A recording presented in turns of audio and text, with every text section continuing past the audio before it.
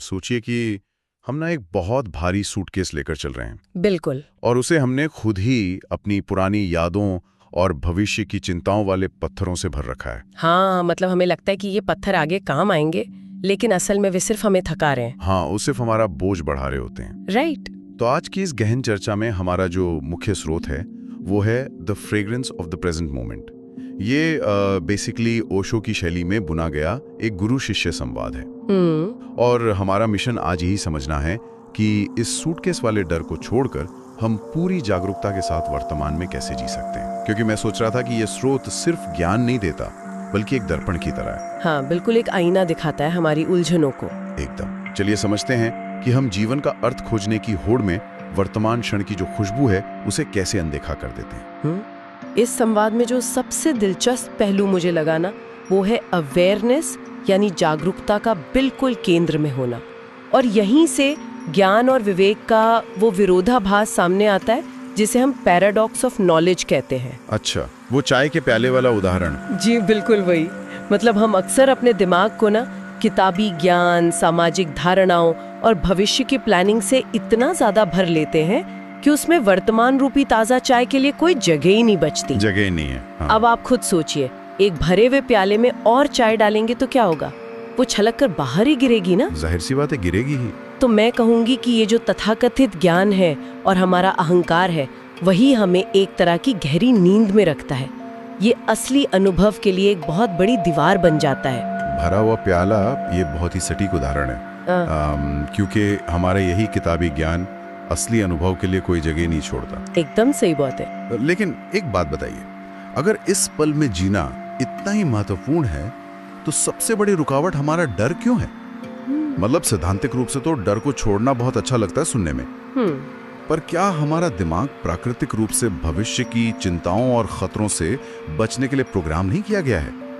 अगर हम भविष्य के प्रति सतर्क नहीं रहेंगे तो हमारा सर्वाइवल कैसे होगा? ये बहुत ही वाजिब सवाल है, पर यहाँ ये समझना बहुत जरूरी है कि स्रोत में जो बात हो रही है ना, वो भौतिक या शारीरिक सतर्कता की नहीं हो रही है। ओके, तो फिर किस डर की बात हो रही है? यहाँ बात हो रही है मनोवैज्ञानिक डर की, यानी साइकोलॉजिकल फियर। जब हम पूरी तरह से वर्तमान के प्रति जागरूक हो जाते हैं तो भविष्य का ये मनोवैज्ञानिक डर अपने आप विलीन हो जाता है। मतलब वो डर जो असल में है ही नहीं। बिल्कुल। इसके पीछे का सीधा सा कारण ये है कि डर हमेशा उस चीज का होता है जो अभी तक हुई ही नहीं है। जो हो चुका है उसका कोई डर नहीं होता। हाँ, वो तो बीत गया। और जो हो रहा है उसे तो हम जी रहे हैं। तो मनोवैज्ञानिक डर सिर्फ भविष्य की एक परछाई भर है।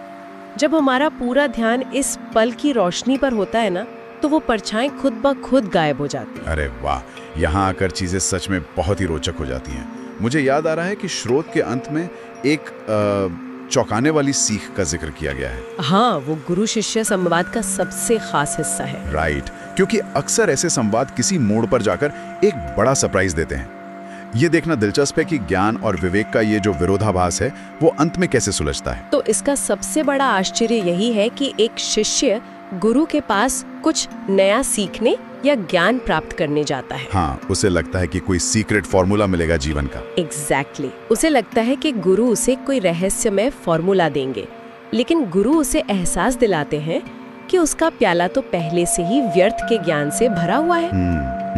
तो असली समाधान कुछ नया पाना नहीं है, बल्कि उस चीज को छोड़ना है जो हमने बेवजह पकड़ रखी है। वो भारी सूटकेस। जी, वही सूटकेस। हाँ। जिसे हम जीवन भर बाहर खोज रहे थे। वो शांति, वो असली अनुभव, वो हमेशा से हमारे भीतर इसी पल में मौजूद था। बस उस भारी सूटकेस को नीचे रखने की देर है। तो इस पूरी चर्चा का सार ये निकलता है कि सच्ची जागरूकता भविष्य के डर को मिटाती है और सामाजिक धारणाओं से परे जाकर हमें जीवन के असली अनुभव से जोड़ती है। बिल्कुल सही। जो हमें एक बहुत ही गहरे सवाल पे लाकर खड़ा कर देता है। अगर सब कुछ इसी वर्तमान क्षण में है और डर या पूर्व ज्ञान को छोड़ना ही एकमात्र कुंजी है, तो क्या गुरु से ज्ञान प्राप्त करने की ये जो निरंतर खोज है, क्या यही खोज वास्तव में हमें वर्तमान के असली अनुभव से दूर कर रही है? बहुत गहरी बात है ये। मतलब क्या हमारा ज्ञान पाने का जुनून ही हमारे अनुभव की राह में सबसे बड़ी रुकावट है, उसी भारी सूटकेस की तरह? क्या हमने उस सूटकेस को ढोते लेने को ही अपनी मंजिल मान लिया है? ये सचमुच गहराई से सोचने वाली बात है।